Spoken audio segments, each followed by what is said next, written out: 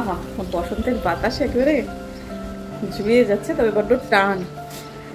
স্নান করে উঠে বডি লোশন না মাখলে আর একেবারেই পারা যাচ্ছে না।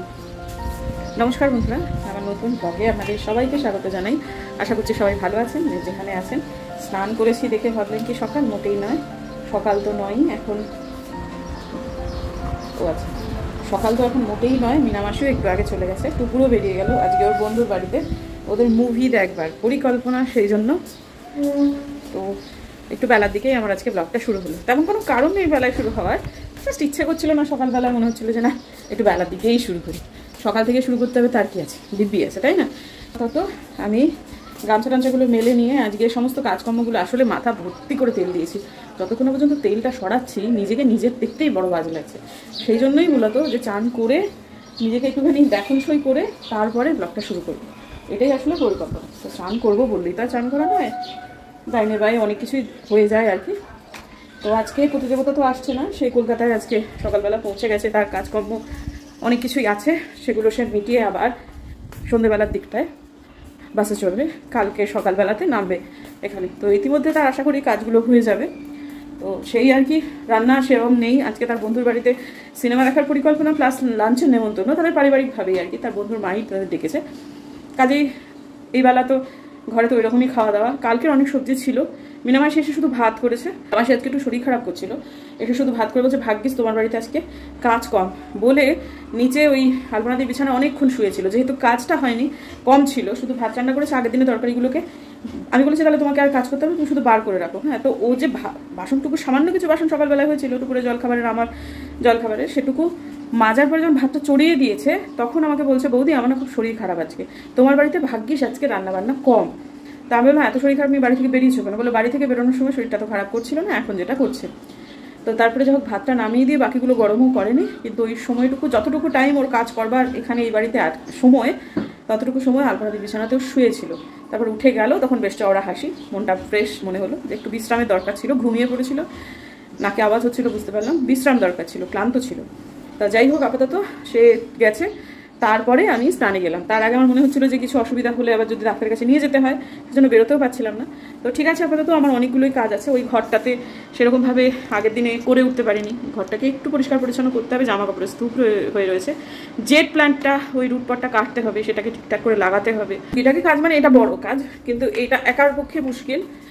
সেটা হচ্ছে পুরোটাকে একদিনে তো সম্ভব নয়, কিন্তু আমি ভেবেছি যে ওপরের একটা আজকে করব, ওপরের এই দুটো আর কি, সব মিলিয়ে 1 2 3 4 5 6 7টা, মানে ওপরটা ধরলে 7টা।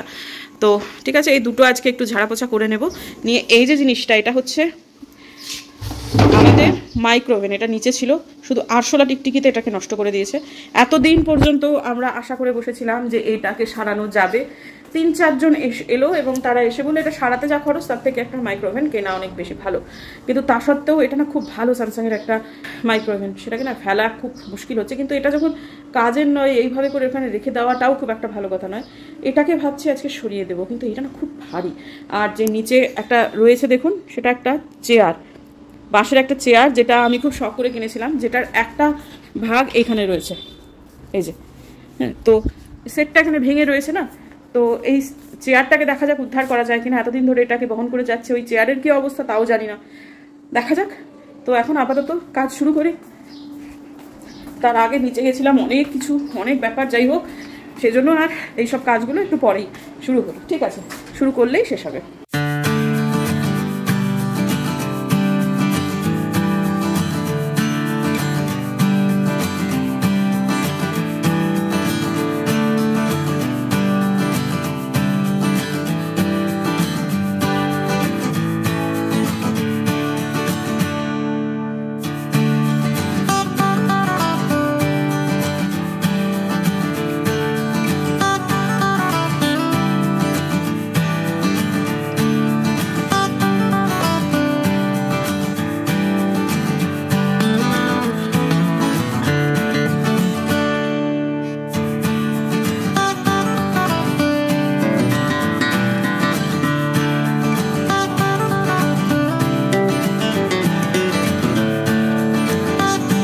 আপনারা টুকুরের নাক ফুটো করার ব্যাপারে প্রায় 90% মানুষই সম্মতি জানিয়েছেন। আমি আসলে ব্যাপারটা নিয়ে খুবই কনফিউজড ছিলাম, সেই জন্যই আপনাদের কালকে ওই কমিউনিটি পোস্টে জিজ্ঞেস করেছিলাম। তো আমার এমনিতে খারাপ মানে খুব ঠান্ডা মাথায় চিন্তা করে দেখছি যে ভালোই লাগে। কখনো কখনো আমারও একটা সময় মনে হতো যে যখন ওই সানিয়া মির্জা উঠেছিল তখন সানিয়া মির্জার মতো নাকে ফুল পরি, তখন আর সেটা হয়নি ওই ব্যথার ভয়েতে। আর আমার তো বোঝা নাক, সুতরাং সে অর্থে খুব একটা মানে আমি সাহসই করিনি। মাকে বলা তো দূরের কথা, নিজের মনেই আর কি নিজের সাথে হয়ে ওঠেনি। কিন্তু তারপরে কখনো কখনো ওই যে মারাঠিরা যেটা যেরকমভাবে এই নাক ফুলটা, সেটা আমার খুব ভালো লাগতো। তখন তো অ্যামাজনের জমানা ছিল না, তখন না আমি দিনাটা কুচবিহার এই সমস্ত জায়গায় না ওই রকমের নাকফুল খুঁজেছি, কিন্তু তারপর ফলস নাকফুল এখন পাওয়া যায়, কিন্তু তখনকার সেই ইচ্ছেটা এখন আর অতটা করে না। কিন্তু টুকুর যখন চাইছে করতে ঠান্ডা মাথায়, ওর বাবা বলছে ওর নাক ওকে বুঝতে দাও, এটা ঠিক। কিন্তু একটাই আমাদের দ্বিধার জায়গা, সেটা হচ্ছে আমাদের একটু স্কুলে কথা বলতে হবে। কারণ কোনো কোনো স্কুলে শুনলাম নির্মলা কনভেন্টে, তাছাড়া ওই সেন্ট জোসেফস মাটিগাড়া, এই সমস্ত স্কুলগুলো এরা অ্যালাউ করে না, 11-12 বাচ্চাদেরও সম্ভবত অ্যালাউ করে না। আর ডিপিএসে করে কিনা 10 পর্যন্ত করে না এটা নিশ্চিত, কিন্তু যদি 11-12 ক্লাসে না করে তাহলে তো করানো যাবে না। যদি স্কুল বলে যে হ্যাঁ আমাদের কোনো অসুবিধে নেই, তাহলে আমরা সেটা করিয়ে দেবো। আর যারা বলছেন যে হিডেন নাক ছাবি, আমারও তো তাই মনে হয়েছিল শুরুতে, কিন্তু সে যে ধরনের নাকফুল পড়তে চাইছে সেটা আমি সাইডে ফটো দিয়ে দেবো। শুরুর দিকে আমার একটু কীরকম লাগছিলো, পরে আমি ভেবে দেখলাম যে ঠিক আছে, ওর নাক ও বুঝুক, ওর বাবার কথাটাই ঠিক। তো যাই হোক, চলুন এবার ছাদে যাওয়া যাক। তারপরেতে মেয়ে আবার ফোন করেছিল, ফোন করে বলছে মেয়ের একটু আমার সাথে বেরোনোর ইচ্ছা হয়েছে, বলছে মা চলো না একটু সিটি সেন্টার ঘুরে আসি। তা আমি বলছি দেখি, যদি তুই আয় তো আগে, ওখানে কি করবো সিটি সেন্টারে গিয়ে, মানে এটাই বুঝতে পারছি না। তেমন ভালো সিনেমাও নেই, আইনক্সে এক্ষুনি দেখলাম, যাই হোক আর নেই, মানে দেখার মতো তেমন কিছু সিটি সেন্টারে নেই। তো সেটা গিয়ে কি করব সেটাই বুঝতে পারছি না। আপাতত ও বলছে ঠিক আছে, আমি বললাম তুই বাড়ি তো আইস, কি সুন্দর লাগছে দেখতে বাচ্চাগুলো দৌড়তে দৌড়তে। সবাইগুলো সারদা শিশু তীর্থে পড়ে, এখানে বাসটা নামিয়ে দিয়ে গেল। রুট পথটাকে কাটতে এলাম, এটা একটা মাথার ব্যথা হয়ে রয়েছে আমার, এটাকে না কেটে দিলে হবে না ঠিক। যখন গাছটা ছোট এসেছিল তখন নার্সারির মাটি সমেত এটাকে বসিয়ে দেওয়ার ফলই হচ্ছে এটা। তো অবশ্য সেই সময়টা রুটপটটা কেটে দিলে গাছটা হয়তো বা ভালো নাও থাকতে পারতো, কিন্তু এখন সেটাকে কেটে দেওয়ার সময় এসে গেছে। এটাকে কাটারও টেকনিক আছে, এটা আমি বাবার কাছ থেকে শিখেছিলাম সে অর্থে বাবাকে কাটতে দেখেছিলাম। বাবার সেই কনফিডেন্স ছিল যে মাটি ঝরিয়ে প্রথমেই নার্সারি থেকে কিনে আনার পরে বাবা কেটে দিতে পারতেন, তাতে গাছ খুব ভালো থাকতো। কিন্তু আমার সেই কনফিডেন্সটা নেই। এটা কিন্তু খুব সহজ কাজ নয়, তবে এটা অনেক দিনের পুরনো হওয়াতে রুটপটটা অনেকটা লুজ হয়ে গেছে, যার ফলে আমার পক্ষে একটু সুবিধে হলো শুধু হাতে এটাকে কেটে দিতে। এটা সাধারণত টিনের হয়ে থাকে, তাই জন্য সাবধানে করাটাই ভালো। আমি সাবধানেই করেছি, অসুবিধে আমার হয়নি। এটাকে আবার প্রতিস্থাপন করে দিলাম, জল দিয়ে দেবো। জেড প্ল্যান্ট খুব ভালো একটা গাছ, কিন্তু এতদিন গাছটা খুব অবহেলায় পড়েছিল এই জায়গাটাতে, রোদ্দুর মোটেই লাগতো না, যার ফলে অবস্থাটা খারাপ হয়ে গেছে। আরও একটা গাছকে দেখলাম, এটা কালকেও দেখে গেছে ঠিক কখন বা এত লম্বা হয়ে গেছে না, সেজন্য পড়ে গিয়ে মাটিটা মানে মাটির টপটা ভেঙে গেছে। এটাকে ইমিডিয়েটলি প্রতিস্থাপন করতে হবে, তবে ছড়ানো কোনো জায়গায় নয়, একটা বড় উঁচু কোনো জায়গায়, সম্ভবত এটাতে কোনো একটা বালতি দিতে হবে, না হলে না এত উঁচু হয়ে গেছে না গাছটা, এরকমভাবে পড়ে যাবে। আর এই যে টেবিল কামিনী গাছটা, এটা দোতলায় নিয়ে যেতে হবে বারান্দাতে, এটা একদিকে বিচ্ছিরিভাবে বেড়ে গেছে, এটাকে কাটিং করতে হবে এবং এটাকে ঝোপালো চতুর্দিকে করতে গেলে এটা পদ্ধতি অবলম্বন করতে হবে। পটটাকে সরাতে হবে, এতটুকু পটে আর হবে না। এটা 6 ইঞ্চির পট, এটাকে আমাকে দিতে হবে কমের পক্ষে 10 ইঞ্চিতে, কিন্তু সেটা বারান্দায় কোথায় রাখবো সেটা একটু ভাবতে হবে। দেখি একটু টবের সংখ্যা বাড়াতে হবে। তো যাই হোক, সন্ধেবেলা হয়ে গেছে, টুকুরের সঙ্গে আমি আর বেরোইনি, কারণ মুভি দেখতে যাব ওর সাথে করে দেখবার মতো সিনেমা এই সময় আইনক্সে নেই। শুধু সিনেমা দেখার জন্য সিনেমা দেখা ঠিক লাগেনি আমার, সেই জন্যই আমি বলেছি ভালো সিনেমা আসলে অবশ্যই যাব। তো আপাতত সেটাও মেনেও নিয়েছে। আর দুপুরবেলায় বন্ধুদের সঙ্গে যথেষ্ট তামঝাম করে একটু টায়ার্ডও হয়ে পড়েছে, কাজে ওর মেনে নিতে কোনো অসুবিধে হয়নি। তো নিচে শ্বশুরমশাই ডেকেছিলেন ছেলের খবরটা ঠিকঠাক নেওয়ার জন্য। বুম্বাদা বোধহয় ওনার ফোনটা ধরছিল না কোনো একটি কারণে। তো যাই হোক, পরে অবশ্য ফোন করেছিল ছেলে, তো আমার কাছ থেকে বাবা শুনে আশ্বস্ত হলেন। এদিকে বুম্বাদা কেমন আছে, কি বৃত্তান্ত, কিভাবে ফিরছে, চলুন ওর ক্যামেরায় কিছুটা দৃশ্য ধরেছে সেটা মনে একটু দেখে নিই। এটা হচ্ছে আমার স্লিপার সিট, শ্যামলীতে যাচ্ছে। এইটা একটা দারুণ আছে, এইটা খুব দরকার ছিল, এটা ভীষণ ইনোভেটিভ। উপরে এসিও আছে, তবে 1 লিটার জল দেবে, মানে 1.5 লিটার জল দেবে। ওটা হচ্ছে বাসের ইন্টেরিয়ার।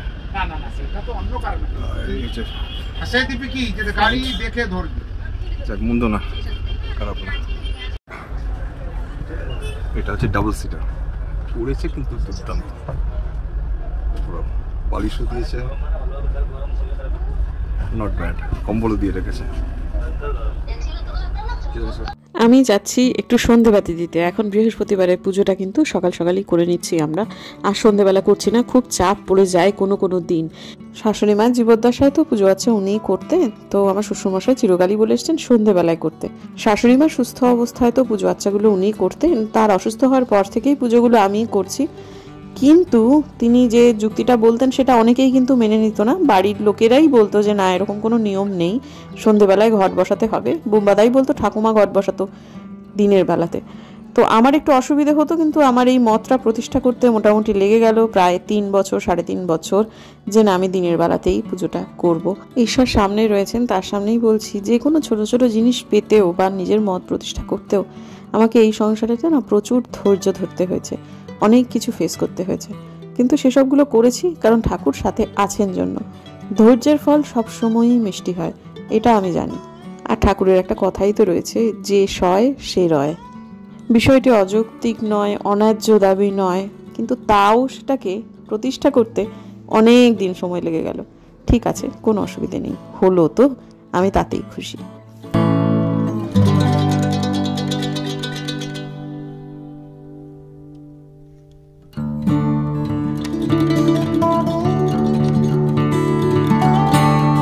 আজকে হাঁটতে গেছিলাম, নিয়ে যায়নি, ফোন নিয়ে যায়নি, মোটামুটি 2 কিলোমিটারের একটু বেশি হেঁটেছি। তো আমার শ্বশুরমশাই ফোন করলেন, নাহলে আজকে বেশ ভালোই মুড ছিল হাঁটার। তো এসে আর জামা কাপড় ছাড়িনি, কোথাও বসিনি, কিচ্ছু করিনি। আজকে দুপুর যেহেতু বন্ধুদের বাড়ি থেকে ভালোই কিছু খেয়ে এসেছে, ও আজকে বললো যে না আমার জন্য আজকে আর কোনো ফাস্টফুড কিছু আনতে হবে না, তুমি শুধু হেঁটে চলে এসো। শ্বশুরমশাই ফোন করেছিলেন, সেই জন্য একটু তাড়াতাড়ি চলে এলাম, নাহলে হয়তো আজকে আমি 4 কিলোমিটার কমপ্লিট করতাম। তো আসলে ছেলে নেই তো, একটুখানি ছেলে মানুষই হয়ে যায় মাঝে মাঝে আর কি, অদ্ভুত অদ্ভুত আবদার। হ্যাঁ, তো যাই হোক, ঠিক আছে, সেটা হয়েই থাকে। আর শ্বশুরমশাই বারণ করলেন এই জায়গা থেকে এটাকে সরাতে, বললেন তুমি অত হ্যাচ্চো হ্যাচ্চো করে টানতে হবে না তোমাকে, মানে হেঁয়ো হেঁয়ো করে, সরি, হেঁয়ো হেঁয়ো করে টানতে হবে না। কালকে একজন ভদ্রলোক আসবেন, ওই কয়েকদিন আগে না আপনারা দেখেছিলেন, ব্লগে দেখেছিলাম, একজন ভদ্রলোক বঁটি ধার করছিলেন। তো ওই ভদ্রলোক নাকি এই সমস্ত জিনিসপত্র কেনেন, যে বাতিল জিনিসগুলো আর কি। তো ওই ভদ্রলোক কালকে আসবেন, তা উনি এসে এটা সরাসরি নিয়ে যাবেন। তা কত দাম হবে, তা সেই জন্য বলছে তোমাকে আর টানতে হবে না, ওরা তো লোক নিয়েই আসবে, ও বরং এখান থেকে এটা নিয়ে যাবে, আর একটা রাতের জন্য তোমাকে এটা স্থানান্তর করতে হবে না। তারপরে দেখলাম ঠিক আছে, বলছেন যখন সেটাই হোক। আর ফোন করে তো উনি বললেন যে আমি কালকে যাবো, এদের তো কথা ওরকমই, আজকে বলে হয়তো 4-5 দিন পরে আসবে, সেটাও হতে পারে, আবার এমনও হতে পারে যে ভদ্রলোক কালকে এলেন সত্যি কথাই। তো দেখা যাক কি হয়, যদি দেখি কালকে ভদ্রলোক এলেন না, তাহলে এটা আমি কালকে সরিয়ে দেবো। তো এখন আপাতত এই ওপরের এই দুটি, ওটি এবং ওটি চট করে নিই, 10-15 মিনিটের বেশি লাগার কথা নয়। আরেকটি জিনিসও হয়েছে, সেটা না বললেই নয়, সেটা হচ্ছে আমাদের নিচে তালার যে একটা সমস্যা হচ্ছিল, সেটা আজকে মোটামুটি সমাধান হয়ে গেছে। বাবা একটু প্রথম দিকে তার ইগোতে লেগে গেছিলো, যেরকমভাবে বলেছিলাম, বা আমি সাধারণভাবে বললেও তার লেগে যায়, কথায় কথায় এটা আমার বাড়ি, যা হবে, গাছের একটি পাতাও আমার ইচ্ছার বিরুদ্ধে তুলবে না, এরকম একটা ওনার অ্যাটিটিউড। তো কালকে এটা হওয়ার পরে, তো যাই হোক, তারপরে দফায় দফায় কালকে আমার সাথে, ব্লগে তো হয়তো দেখায়নি, কিন্তু ভালোই ঝামেলা হয়েছিল ইয়েতে। আমি বলেছিলাম যে ঠিক আছে, ফ্ল্যাটটা খালি হয়ে গেছে, তাহলে কিন্তু আমি চলে যাব। দিনের মধ্যে অনেকক্ষণ যখনই আমি নিচে যাই, প্রায় সময় দেখি দরজা তালা খোলা, এটা তো হতে পারে না। সম্ভবত আমার শ্বশুরমশাইয়ের এক বন্ধু এসেছিলেন, তিনি আজকে, সেটা শ্বশুরমশাইয়ের সাথে কথা হয়েছে, তা তিনি বোধহয় খুব বকেছেন আমার শ্বশুরমশাইকে, আমি সেটুকু শুনলাম। তারপরে আমার শ্বশুরমশাই আমাকে ডেকেছিলেন নিচে, তারপর সেটা বিকেলবেলাতে, তো বললেন যে হ্যাঁ মা, আমার মাঝে মাঝে যে কি হয় আমি বুঝতে পারি না, হ্যাঁ এই বয়সে আমি তো আর বদলাবো না, নিজেই বলছেন। তো ঠিক আছে, সব সময় এখন তালা থাকবে, এসব ওই কাঠের দরজাও বন্ধ থাকবে, তালাটাও থাকবে। এবং মেজো কাকার যেটা সমস্যা হচ্ছে, মেজো কাকা কারোর কথা শোনেন না, যা ওনার ইচ্ছা উনি তাই করেন। এবং এটা খুব সম্প্রতি এটা হয়েছে তা না, এটা আগাগোড়াই, মুখে কোনো কথা নেই, অত্যন্ত মিষ্টভাষ, কিন্তু উনি ঠিক সেটাই করবেন যেটা ওনার নিজের মনে হয়। তা উনি যেটা করছিলেন, দরজাটা খুলে রেখে বেরিয়ে চলে যাচ্ছিলেন। তো কাকুকে বাবা বলেছেন যে তুই ওরকম করে বেরোবি না, তুই পেছনের দিকে আমার যে কুয়োর দিকের যে দরজাটা সেটা দিয়ে বেরোবি, তাহলে আমাদের চোখে পড়বে যে তুই ওদিক দিয়ে বেরোচ্ছিস। আর তারপরে তুই কলিং বেল বাজাবি, আমরা নিচে যেই থাকবো সেই আমরা খুলে দেবো। তেমন যদি হয় তুই ওপরে কলিং বেল বাজাবি, তুই ওপর থেকে এসে খুলে দেবে। তো আজকে এই সমস্যাটা সমাধান হওয়াতে, বুমবাদা ছাড়াই সমাধান হওয়াতে আমি খুবই খুশি হয়েছি। তবে কি জানেন তো, আমি কোনো কিছু একটা বলছি এবং সেটা সমাধান হচ্ছে, সেটা কিন্তু শুধু আমি এবং উনি, এটা কখনোই হবে না, হয়নি এখনো পর্যন্ত। বেশিরভাগ সময়ই মাঝখানে কাউকে না কাউকে পড়তেই হবে, মধ্যস্থতা কাউকে না কাউকে করতেই হবে, হয় সেটা বুম্বাদা, নাহলে অন্য কেউ। আজকে যেমন ওই কাকু এসেছিলেন, তিনি বলেছিলেন যে বৌমা তো ঠিকই বলছে, তুমি তো এগুলো শুধু শুধু গোয়ার তুমি। সেটা উনি প্রচণ্ড বকাঝকা করার পরে ব্যাপারটা হয়েছে, কিন্তু উনি সেটা তখন মানলেন যখন আমার কথাটা আমার হয়ে অন্য একজন বলে দিলেন। এই দুঃখের জায়গাটা বা এই খারাপ লাগাটা থেকে আমি হয়তো এই জীবনে মুক্তি পাবো না, তবে এটা ঘটনা যে সব মানুষের জীবনে সবসময় সব কিছু থাকে না প্রাপ্তি। এটা আমার জীবনের একটা মস্ত বড় অপ্রাপ্তি যে উনি সবই বোঝেন আমি যা বলছি, কিন্তু উনি কিছুতেই এই ইগোটা থেকে বেরোতে পারেন না যে কথাটা আমাকে বলছে তুতি বা আমার বৌমা। এই কথাটা বুম্বাদা বললে সঙ্গে সঙ্গে মেনে নেবেন, কিন্তু উনি আমি বললে মানবেন না। টুপুর বললেও মেনে নেবে, আমি বললে মানবেন না। এটা আমার একটা খারাপ লাগা আজীবন থেকে যাবে। হচ্ছে সেটাই যেটা আমি বলছিলাম, কিন্তু সেটা আমার কথায় না। যতক্ষণ পর্যন্ত ওনার আর আমার মাঝখানে কেউ একজন না দাঁড়াচ্ছে, কিছুতেই উনি মানবেন না। তো যাই হোক, আলটিমেটলি হয়ে গেছে, এটাই একটা বড় খবর। আমার এটা নিয়ে খুব টেনশন ছিল, হয়েছে। এই জায়গাটা ঝাড়াঝুড়ির কাজটা এখনই করতে চাই। সকালবেলাতে মামুন যখন চলে আসে তার আগ পর্যন্ত এই বড় কাজটা করাটা মুশকিল, ধুলো পড়বে। এখন যেহেতু এই জায়গাটাতে বিশেষ কেউ হাঁটাচলা করবে না, তাই জন্য এই জায়গাটা এখন করাটাই শ্রেয় বলে আমার মনে হয়েছে। সকালবেলায় এসে যে ধুলো পড়বে সেটা মামুন ঝাড় দিয়ে নিয়ে বেরিয়ে যাবে, কিন্তু দুপুরবেলায় করলে প্রচুর পদচারণা এবং প্রচুর ধুলো এদিক ওদিক হয়ে যাওয়া। আমি জানি কিছু সংস্কারের ব্যাপার রয়েছে, কিন্তু প্রত্যেকটা পরিবার কিভাবে কে চালাবে বা কিভাবে কাজগুলোকে সে ভাগ করে নেবে, সেটা সব থেকে ভালো সেই বাড়ির লোকেরাই বোঝে।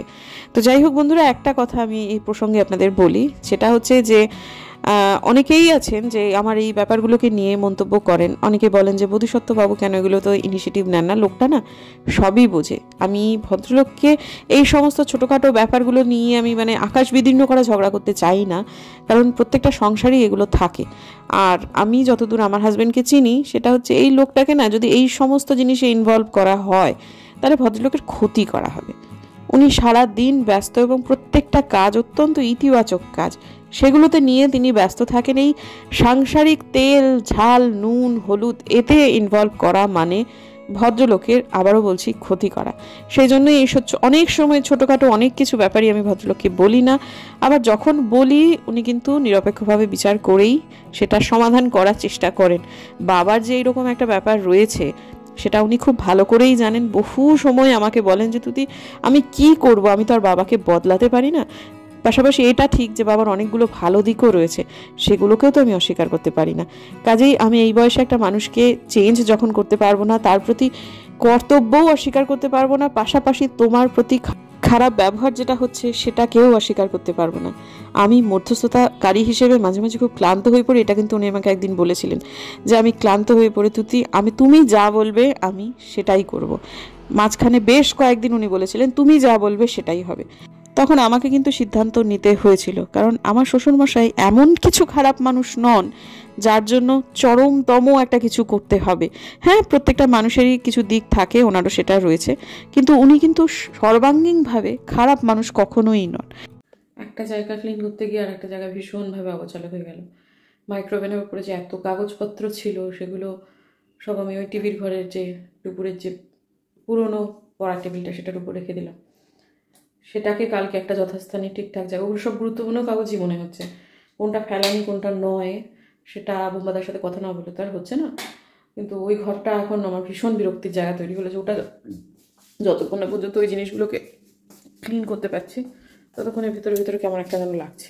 ধর একটা জায়গা করতে গিয়ে আরেকটা জায়গা অগোছালো করে ফেললে কীরকম বিরক্ত লাগে না? তো প্রচণ্ড মশা হয়েছে, পাখা না চালিয়ে এখন বসাই যাচ্ছে না। তো আর কি, এখন এই তো শেষ পানীয়টি খাবো। আমার লেবুটা শেষ হয়ে গেছে দেখছি, অ্যালকালাইন ওয়াটার ভেজাতে পারলাম না, নেই উপরে, নিচে আছে কিনা জানি না, আর নিচে যেতে ইচ্ছা করছে না আমার। ঠিক আছে, থাক, কালকে দেখা যাবে আপাতত। চলুন, দেখা হচ্ছে কালকে একটা নতুন ব্লগে। যদি আমার ভিডিও ভালো লাগে তাহলে সাবস্ক্রাইব করবেন, পাশে নোটিফিকেশন বেলটাকে অন করবেন যাতে ভিডিও দিলেই নোটিফিকেশন চলে যায় আপনাদের কাছে। দেখা হচ্ছে আগামীকাল, ততক্ষণ জন্য টাটা।